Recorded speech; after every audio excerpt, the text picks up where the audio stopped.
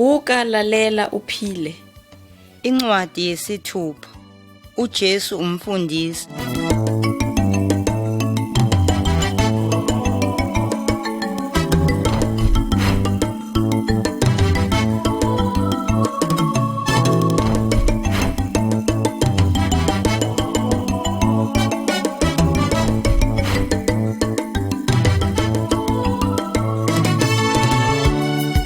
Incwadi yesithupha. uJesu umfundisi. Isingeniso.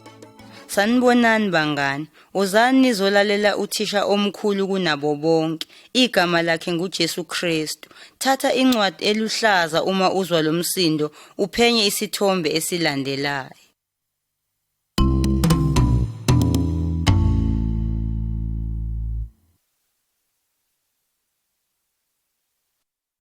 Isithombe sokuqala. uJesu ufundisa abantu. uMateyu 5. Kulesithombe uJesu ufundisa abantu ngoNkulunkulu. uJesu uvela kuNkulunkulu futhi uyindodana yakhe eyodwa. Wazi konke ngoNkulunkulu ngoba abantu bacabanga benze izinto ezimbi, bahlukene noNkulunkulu. uNkulunkulu uyabathanda abantu. uJesu wavela kuNkulunkulu ukuzofundisa abantu ukuthi bangamazi kanjani uNkulunkulu. Lalelani, ngizonitshela ukuthi wabafundisa abantu. Lokhu kuzosisiza ukwazi ngoNkulunkulu weqiniso ophilayo.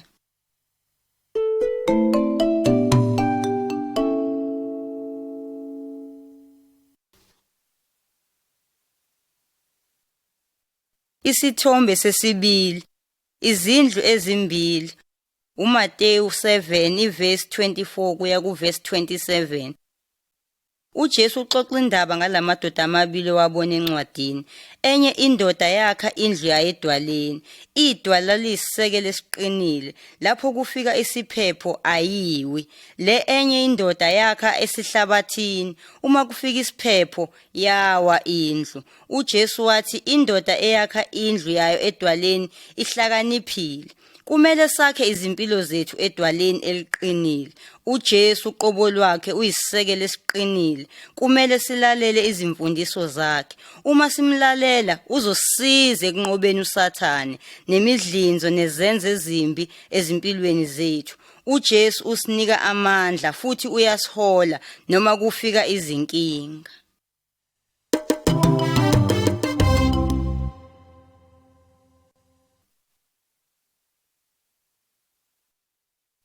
Isithombe sesithathu.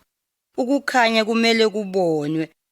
uMateyu 5 amavesi 14 kuya ku16. Bheka amadoda kulesithombe aphethe amakhandlela. Yini oyenzayo ngekhandlela ebumnyameni? Enye indoda iphakamisa ikhandlela ukuze bonke babe nokukhanya endlini. Enye indoda iyisula ibeka ikhandlela layo phansi kwesitsha. uJesu ngukukhanya kwezwe. Usikhombisa indlela yakuNkulunkulu. Uma sikholwa kuye, silalela izwi lakhe, siphila njengoba lisiyala, abanye bayobona ukukhanya kukaJesu kithi. uJesu wathi, makukhanye ukukhanya kwenu phambi kwabantu, ukuze babone imisebenzi yenu emihle, ukuze bamdumise uYihlo osezulwini.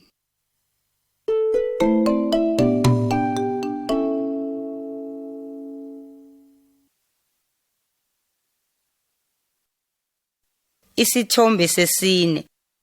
umRoma ushaya umJuda. uMateyu 5 amavesi 38 kuya ku42 nabaseRoma 12 ivesi ka19. Ngesikhathi uJesu ehlala ezweni lamaJuda, babebuswa izihambi zaseRoma. Ngesinye isikhathi amaRoma ayebaphatha kabi njengoba ubone esithombeni. Isosha selithathe ngisho ijazi lalendoda. Kumele yenzeni lendoda? uJesu wathi ebantwini, ungabuyiseli kumuntu okwenze okubi. Uma umuntu ekushaya isihlathi sokunene, mnike nesinye. Nothatha ingubo yakho, mnike nejazi. Akumele sibuyisele ngoba uNkulunkulu wathi, ngizokubuyisela, ngizokukhokhisela. uNkulunkulu uyakubajezisa bonke abenza okubi. Bangajeziswa besaphila noma sebefile. Kodwa uthi asenze okuhle ezitheni zethu. uNkulunkulu uyakujabula ngalokho.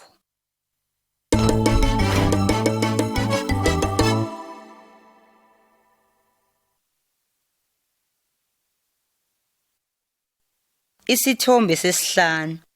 Ukuthandaza kuNkulunkulu. uMateyu 6 amavesi 5 kuya ku15. Kulesithombe amadoda amabili ayakhuleka.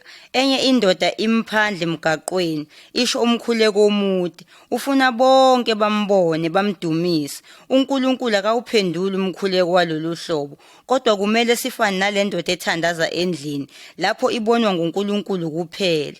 Uzithobile, unesineke njengoba ekhuluma noNkulunkulu. uNkulunkulu uyezwa, aphendule lolo hlobo lomkhuleko. uJesu wathi, uma uthandaza iya ekamelweni lakho, uvala umnyango, uthandaze kuyihlo sezulwini. Ngokuba ubaba okubona wenza ekusitheleni, uyakuqomelisa. uJesu wathi, uNkulunkulu uyazi ukuthi sidingani ngaphambi kokuthi simcele. Akumele siloku siphindaphinda into eyodwa njengoba kwenza abangamazi uNkulunkulu. uJesu wathi, asothandaza sithi, Baba wethu osezulwini, maliphathwe ngobungcwele igama lakho. Umbuso wakho mawufike, intando yakho mayenziwe ezulwini njengoba yenziwe emhlabeni. Siphi isinkwa sakho semihla ngemihla, usithethelele izono zethu njengoba nathi sibathethelela abasonayo. Ungasingenise ekulingeni, kodwa usisindise kokubi, ngoba umbuso ngowakho, namandla nobukhosi kuze kube phakade. Amen.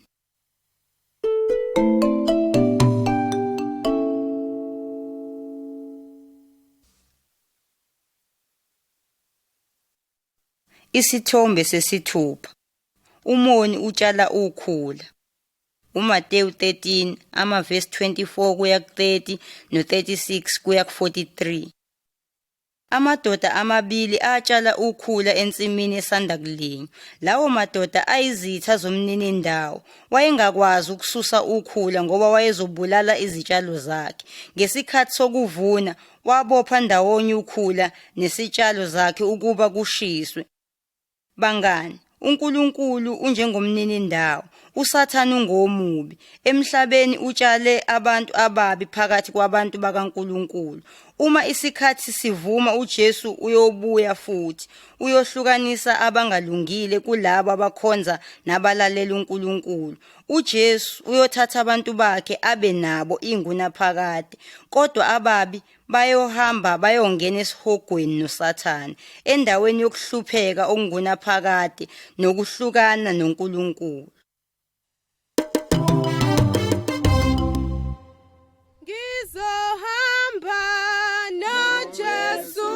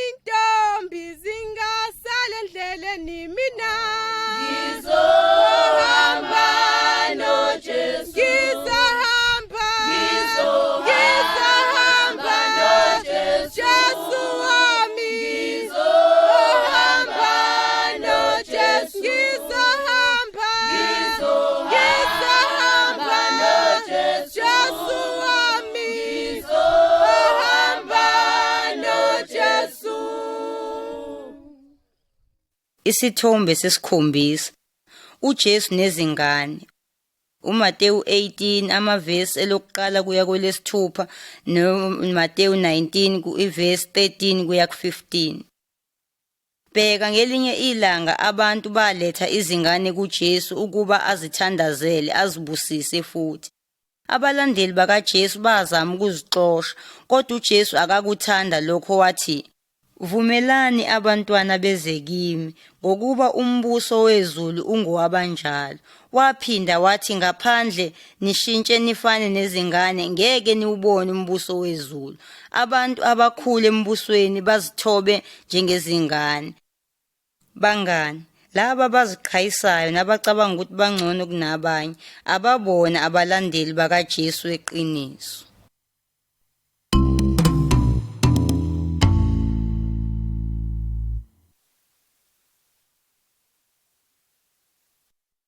Isithombe sesishiyagalombili. Umalusi nezimvu. uMateyu 18 amavesi 12 kuya ku14. Ngelinye ilanga uJesu wafundisa abantu bakhe wathi, uma indoda inezimvu eziyikhulu bese kulahleka eyodwa, angeke yini iyeke lezi ezingamakhulu ayisishiyagalolunye nesishiyagalolunye ihambe iyofuna le eyodwa na? Lapho iyithola uyojabula ngaphezu kwalezi ebezingalahlekile. Ngendlela efanayo, uBaba osezulwini akathanda abantu baduke. uNkulunkulu wenza bonke abantu kulomhlaba bangabakhe. Uma kukhona olandela uSathane, ufana naleyo mvu elahlekile. uJesu ufana nomalusi olungile, ngoba wayizela ukuzofuna asindise abalahlekile kuNkulunkulu. Namanje uJesu sabafuna futhi abasindise abalahlekile.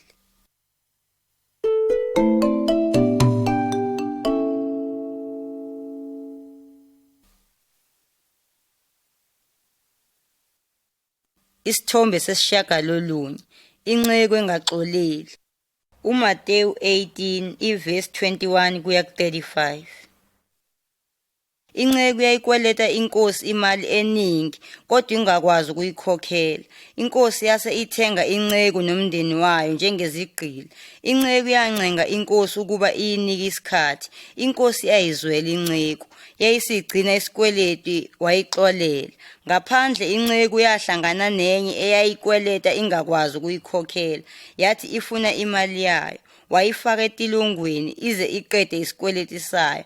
Ezinye izinceku zatshela inkosi ngokwenzekile. Inkosi yathukuthela yathi, nawe kumele ube nesihawu. Inkosi yayifaka etilongweni nayo ize iqede ukukhokha. Bangani, kumele sixolele bonke abantu abasenza okubi, ngoba uNkulunkulu uyasixolela nathi kokubi esikwenzile uma sicela uxolo ngeqiniso.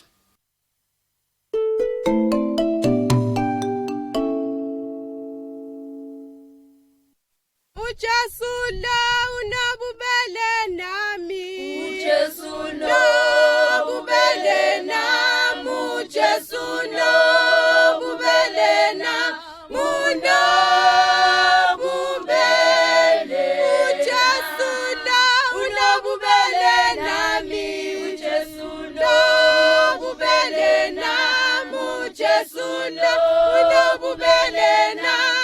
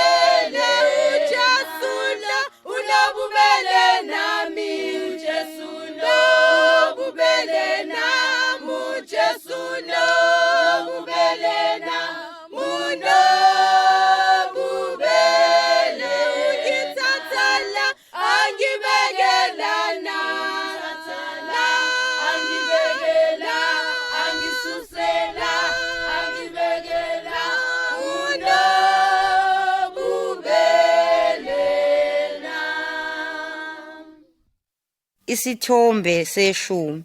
Izisebenzi zithola umvuzo. uMateyu 20 amavesi elokuqala kuya ku16. Umninindawo waqasha izisebenzi ukuba zisebenze esivandeni sakhe. Bavumelana ngendibilishi ngosuku. Ekupheleni kosuku izisebenzi zaziza zizohola. Eyahola kuqala ileyo eyaqashwa phakathi nosuku, yasebenza kancane.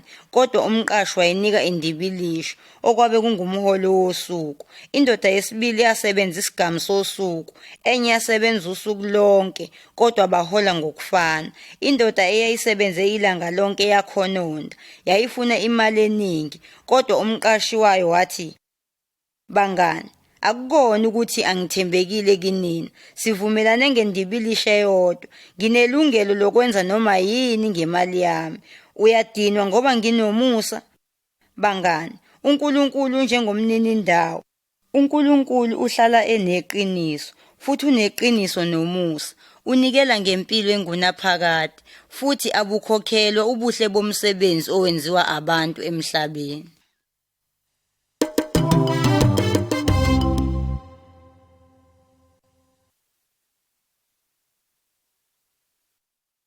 Isithombe se-11. Amakhosikazi amahlanu ngaphandle komnyango. uMateyu 25 amavesi elokuqala kuya kwelika-13. uJesu waxoxa indaba yezintombi eziyishumi ezazilinde umkhwenyana. Ezinhlanu zazihlakaniphile, kodwa lezi ozibona la esithombeni zaziyiziwula. Ngesikhathi umkhwenyana efika phakathi kobusuku, amahlanu ahlakaniphile ayemlindile, alungise nezibane, ahamba naye aya edilini. Lawa amanye amahlanu ayenezibane ezingenamafutha. Kwadingeka ukuthi ahambe ayothenga amafutha. Esahambile, kwasala kwavalwa umnyango. Abuya akhala ethi, "Singeniseni, sivuleleni umnyango." Kodwa umkhwenyana waphendula wathi, "Ngiqinisile ngithi, anginazi." Bangani, uJesu usezulwini njengamanje. Ungumkhwenyana wasezulwini, kodwa ngelinye ilanga uzobuya eze kulomhlaba. Asazi ukuthi kuyobe kuyinini. Asihlale silindile. uJesu uyothatha bonke abamthandayo ukuba aye nabo ezulwini, kodwa abaningi abafana nalaba besifazane abahlanu abayizithutha bayosala ngaphandle.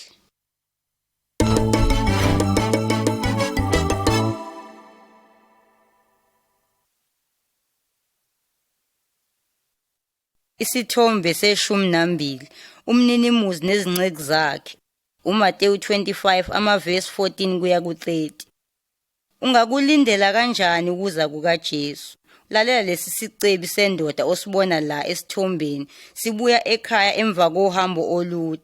Ngaphambi kokuba ahambe, washiya izimpahla zakhe ezisebenzini. Washiya izinhlamvu ezinhlanu zemali kwesinye isisebenzi. Sasebenza sathola ezinye ezinhlanu.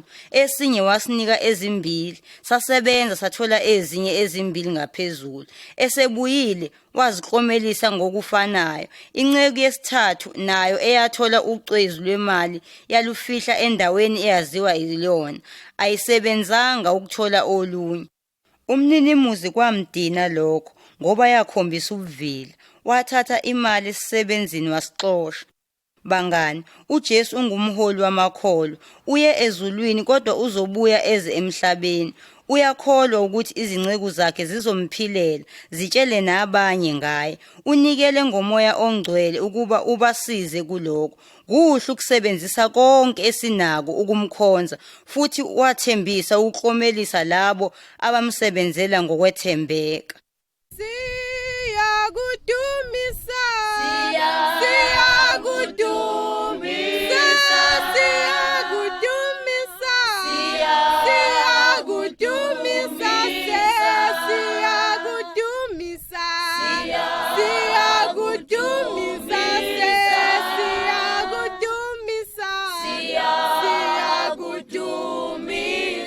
sikwenza mkhulu baba, sikwenza mkhulu baba, sikwenza mkhulu baba, sikwenza mkhulu baba, sikwenza mkhulu baba, sikwenza mkhulu baba, sikwenza mkhulu baba, sikwenza mkhulu baba. uJesu umsindisi. Isingeniso. uJesu wabafundisa abantu ngoNkulunkulu, kodwa wabuye wabakhombisa ukuthi unamandla avela kuNkulunkulu. Buka izithombe bese uphenya ekhasini elilandelayo uma uzwa lo msindo.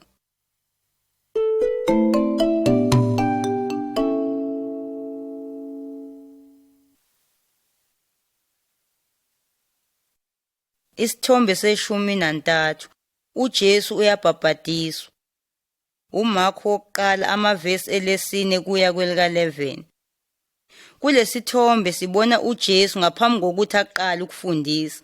Le ndoda anayo emfuleni uJohn umbhabhadisi. uJohn wayazi ukuthi ngelinye ilanga uJesu uyoza emhlabeni. Wayexwayisa amaJuda ukuthi ayeke izindlela zobubi, alandele uJesu. Laba abakholwa umyalezo babhabhadiswa ngamanzi emfuleni iJordani. Ukubhabhadiswa kwabo uJohn kwakuwuphawu lokuthi bafuna ukushintsha baphilele uJesu. uJohn wathi, "Emva kwami kuyofika omunye onamandla kunami. Ngikubhabhadisa ngamanzi, kodwa yena uyokubhabhadisa ngomoya oyingcwele." uJesu wayengakaze abe nesono, kodwa wabhabhadiswa. Ngesikhathi ephuma emanzini kwenzeka isimanga. Kwavuleka izulu, kwehla umoya ongcwele ngomfanekiso wejuba. Izwi likaNkulunkulu elivela ezulwini lathi, "Uyindodana yami engiyithandayo nengijabule ngayo."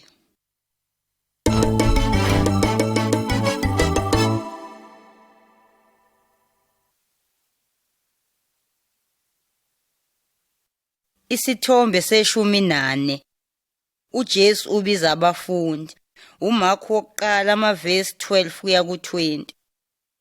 uJesu esebhabhadisiwe, uNkulunkulu wavumela uSathane ukuba amlinge. uSathane washintsha izwi likaNkulunkulu ukwenza izilingo zakhe.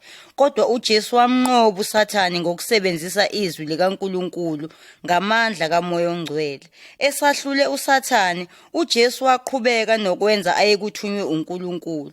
uNkulunkulu wayemthume ukuba azoshumayela izindaba ezimnandi, ukufundisa abantu, ukusindisa abagulayo, nokushabalalisa imisebenzi kaSathane.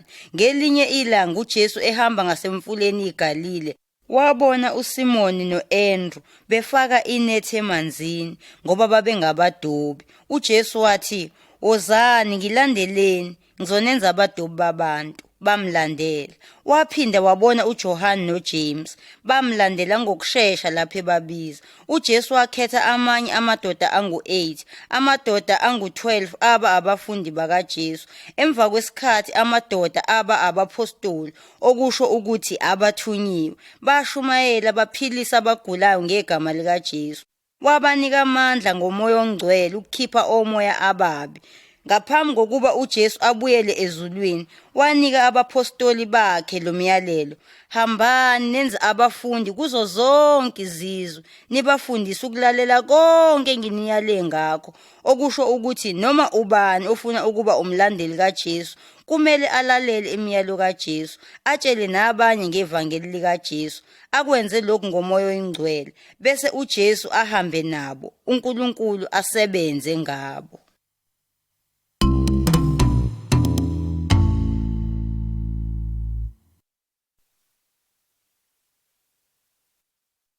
Isithombe seshumi nanhlanu. Indoda enochoko. uMarku wokuqala amavesi 40 kuya ku-45.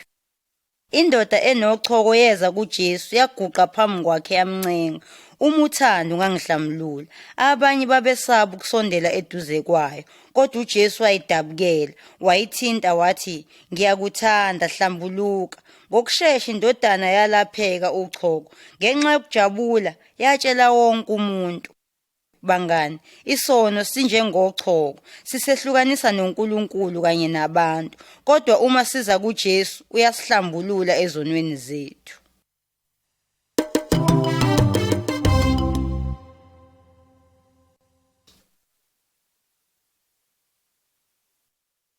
Isithombe seshumi nesithupha. Indoda ingena ngophahla. uMarku wesibili amavesi elokuqala kuya ka-12. Ngelinye ilanga uJesu wayesemzini efundisa abantu. Ngalesikhathi amadoda amane ayephethe umuntu ofe uhlangothi emlethe kuJesu. Abantu babebaningi, abakwazanga ukungena endlini. Benza imbobo ophahleni, bayifaka ngalo. uJesu wabona ukukholwa kwabo wathi endodeni egulayo, "Ndoda, izono zakho zithethelelwe." Abaholi abakholwayo ababelapho bathukuthela bathi, "Ubani ongathethelela izono? uNkulunkulu kuphela." Babengakholwa ukuthi uJesu uvela kuNkulunkulu. uJesu wathi endodeni, "Sukuma, thatha uhlaka lwakho uhambe." Indoda yaphila. Ngalendlela uJesu ukhombisa ukuthi uvela kuNkulunkulu. Unamandla okuxolela izono njengoba enamandla okuphilisa abagulayo. Sonke sifuna ukuphiliswa uma sigula, kodwa kubalulekile ukuba simcele uJesu asixolele izono zethu futhi sithole isipho sempilo engunaphakade kuye.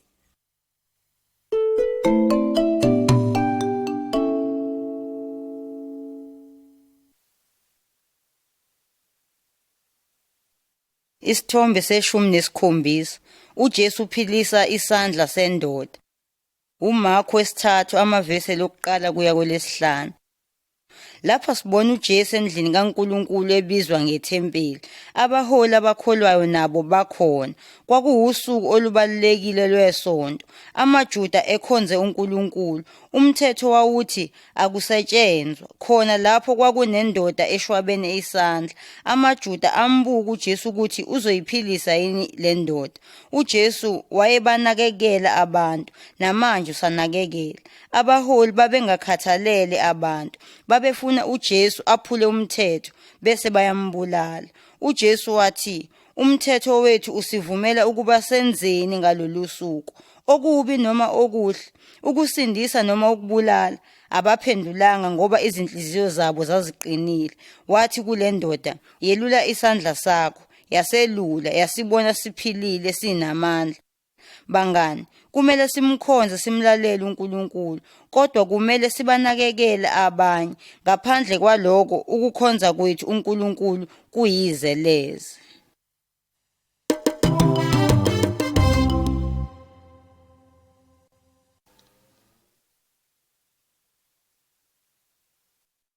Isithombe se-18. uJesu uthulisa isivunguvungu. uMarku 4 amavesi 35 kuya ku-41. Kulesithombe sibona uJesu nabafundi bakhe emkhunjini. Babemusa ngaphesheya komfula. Ngokushesha kwaba nesiphepho esikhulu. Isikebhe sagcwala amanzi, saqala sacwila. uJesu wayelele ngemuva. Abafundi bakhe bamvusa bathi, "Mfundisi, awunandaba noma singaminza?" uJesu wavuka wathi emanzini nasemagagasini, "Makube nokuthula." Ngokushesha isivunguvungu saphela. uJesu wathi kubafundi bakhe, "Yini nisabe? Anikholwa namanje?" Abafundi babethukile bathi, "Ungubani lo olalelwa umoya namagagasi?" Bangani, siyazi ukuthi uJesu unguNkulunkulu futhi unamandla phezu kwabo bonke abantu nako konke akwenzile. Ngalokho kufanele simthembe uJesu ukuthi uzosivikela, asiphe uxolo nasezinkingeni zethu.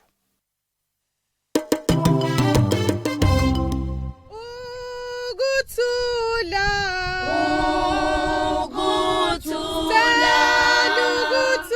Kulomhlaba wezono,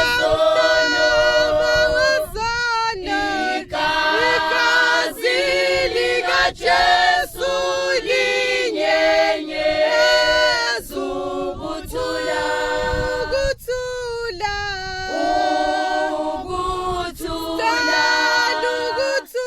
Kulomhlaba wezono, igazi likaJesu linyenyeza ukuthula. Isithombe se-19. Inkosikazi esixukwini. uMarku 5 amavesi 25 kuya ku-34. Uyayibona inkosikazi kulesi sixuku. Selokhu yopha iminyaka engu-12 futhi kwaqhubekela phambili. Yezwa ukuthi uJesu angasindisa abantu. Yazitshela ukuthi uma ngingase ngithinte ingubo yakhe, ngizophila. Yeza phambi kwesixuku ngemuva kukaJesu, yathinta ingubo yakhe. Ngaleso sikhathi ukopha kwanqamuka. Yezwa emzimbeni ukuthi isiphilile. uJesu wezwa ukuthi amandla aphumile kuye. Wama wathi, "Ubani othinte ingubo yami?" Kwakunabantu abaningi abazungeze uJesu, kodwa lo owesifazane wayazi ukuthi kwenzekeni kuye. Wathuka, waguqa ezinyaweni zakhe, wamtshela lonke iqiniso lokuphiliswa kwakhe. uJesu wathi, "Ndodakazi, ukholo lwakho lukusindisile. Hamba ngoxolo futhi usindiswe ekuguleni kwakho." Kunabantu abaningi kulomhlaba, kodwa uJesu ubazi ngabanye futhi uyabanakekela, futhi nawe uyakunakekela. Ufuna nawe uze kuye, uthembele kuye. Izwi likaNkulunkulu lisifundisa ukuthi uJesu usengabaphilisa labo ababeke ithemba labo kuye.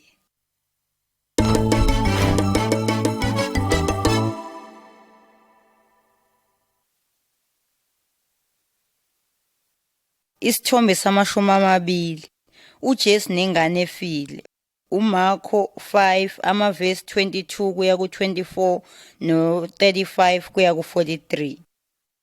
uJesu wayesendleleni eya emzini kaJayirusi. Wayeyindoda ebalulekile esontweni lamaJuda. Indodakazi yakhe yayigula kakhulu. Wabiza uJesu ukuba azoyiphilisa, kodwa ngaphambi kokuba uJesu afike, yashona. uJesu wathi kuye, "Ungesabi, kholwa kuphela." Abantu babezokhalisa uJayirusi, kodwa uJesu wathi abahambe.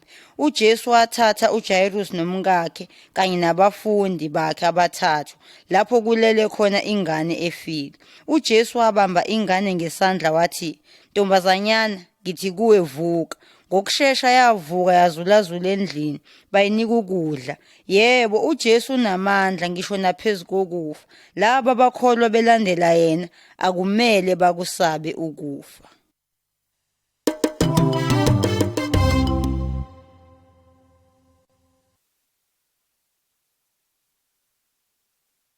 Isithombe samashumi amabili nanye. uJesu nenkosikazi eyisihambi. uMarku 7 amavesi 24 kuya ku-30. Ngelinye ilanga kweza inkosikazi eyisihambi kuJesu. Indodakazi yayo yayinomoya ababi. Yacela uJesu ukuba akhiphe omoya ababi.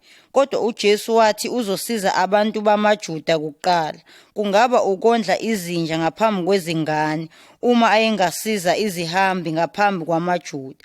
uJesu wathi, "Okokuqala nikeza izingane zidle konke ezikufunayo, ngoba akulungile ukuthatha isinkwa sezingane usinikeze izinja." Yaphendula yathi, "Yebo Nkosi, kodwa nezinja ngaphansi kwetafula ziyazidla izimvuthuluka zesinkwa." uJesu wathi kuyo, "Ngale mpendulo ungahamba. Amadimoni asephumile endodakazini yakho." Inkosikazi yaya ekhaya yafica amadimoni esephumile entombazaneni. uJesu uthanda futhi asize zonke izinhlanga kuzo zonke izizwe, njengoba kwenza owesifazane. uJesu ufuna nathi sibeke ithemba lethu kuye. uJesu unamandla okusikhulula ezonweni nasemandleni kaSathane.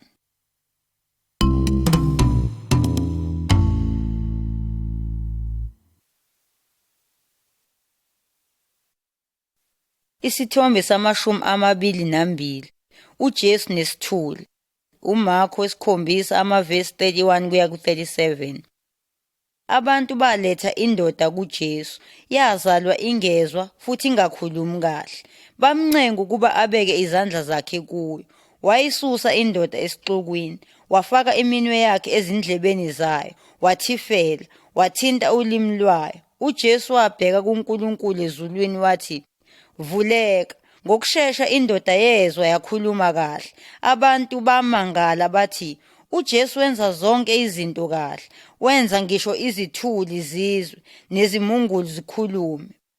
Bangani, sonke siyadinga ukuqonda izimfundiso zezwi likaNkulunkulu ngoba ukhuluma nathi ezwini lakhe. Nanjengoba uJesu enze le ndoda yakhuluma yezwa, nathi angasenza ukuba sithande ukulalela izwi likaNkulunkulu ukuze sazi akufunayo ngezimpilo zethu. Ukwenza lokhu ngomoya oyingcwele, njengesithuli, siyokwazi ukutshela abanye ngoNkulunkulu.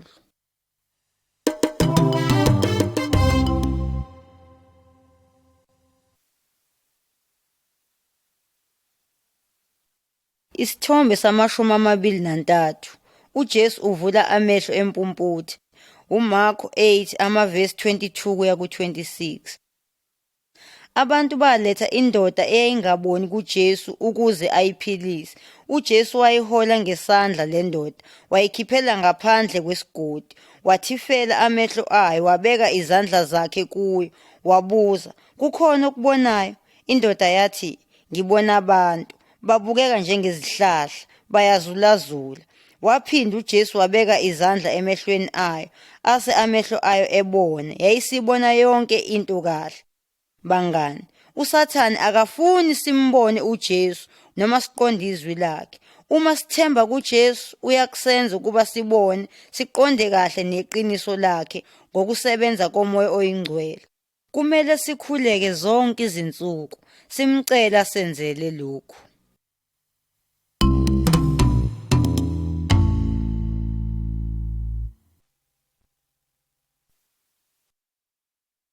Isithombe sama-24. uJesu uphilisa umfana onamadimoni. uMarko 9 amavesi 14 kuya ku-29.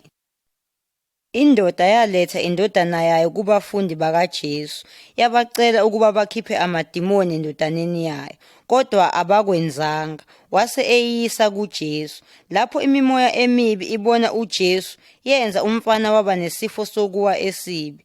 Wawa phansi ezigingaginga egcwele amagwebu emlonyeni. Uyise wayethemba elincane ukuthi uJesu angamphilisa. Wayesethi, "uJesu, kodwa uma ungenza yonke into, sizwele, usisize." uJesu wathi, "Uma ungakholwa yonke into iyenzeka, kokholwa kuNkulunkulu." Uyise womfana wababiza, "Ngiyakholwa, ngisize, ngihlule ukungakholwa kwami. Bomoya abayizithuli, ngiyaniyala, phumani kuye, futhi ningaphinde ningene." Imimoya yamemeza yaphuma kumfana. Umfana walala wathula, abantu abaningi bathi ufile. Kodwa uJesu wambamba ngengalo, wamsukumisa, wazimela ngezinyawo zakhe. Emva kwesikhathi bambuza ngasese, "Kungani thina sehlulekile?" uJesu waphendula, "Lolu hlobo lwamadimoni lungaphuma kuphela ngomthandazo." Emva kwesikhashana lokhu kwenzekile, abaholi bambulala uJesu. Kodwa kulapho uJesu enza isimangaliso esikhulu kunazo zonke. Wavuka kwabafileyo, wanqoba uSathane nokufa okungunaphakade. uJesu mkhulu ngaphezu kwayo yonke imimoya nezithixo kulomhlaba, futhi unamandla ngaphezu kwazo zonke izinto, ngokuba uJesu nguye kuphela uNkulunkulu weqiniso.